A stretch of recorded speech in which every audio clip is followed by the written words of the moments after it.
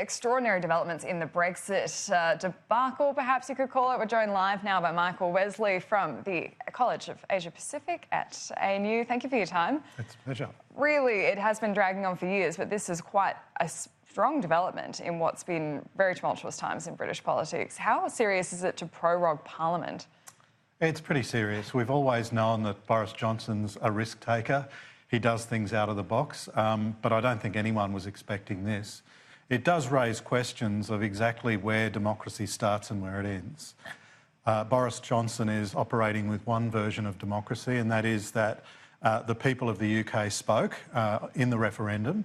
They gave the Parliament an instruction that the UK was to leave, and he's acting to deliver on that.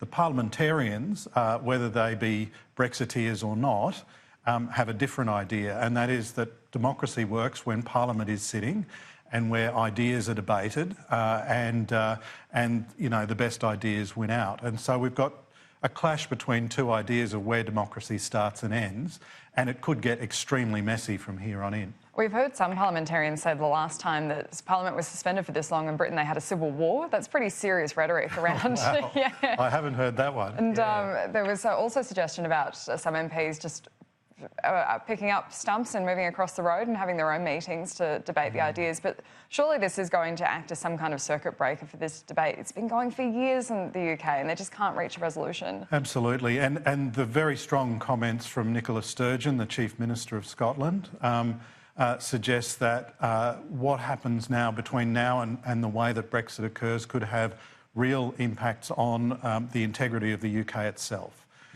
So there's a lot of upset people and doing things like this, dramatic things like this that seem unconstitutional, only act to you know, increase people's anger and passion over this.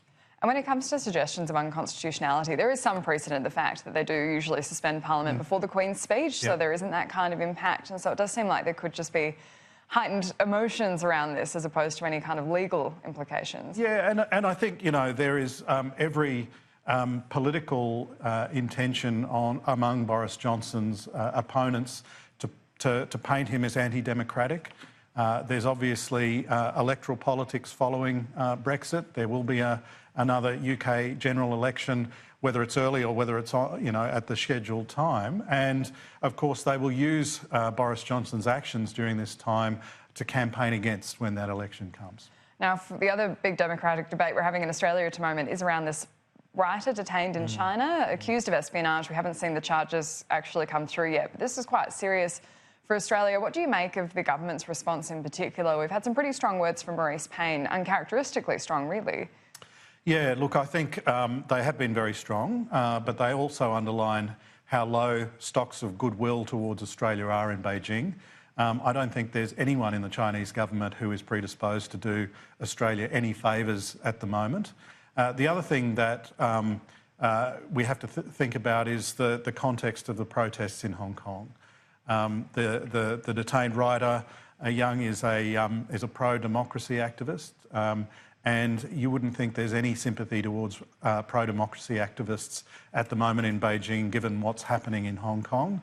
Our ambassador, Graham Fletcher, at the moment must be working extremely hard. He's a very experienced China hand, very experienced diplomat, but you can only be so effective if doors are open to you, and I suspect that a lot of doors are closed at the moment.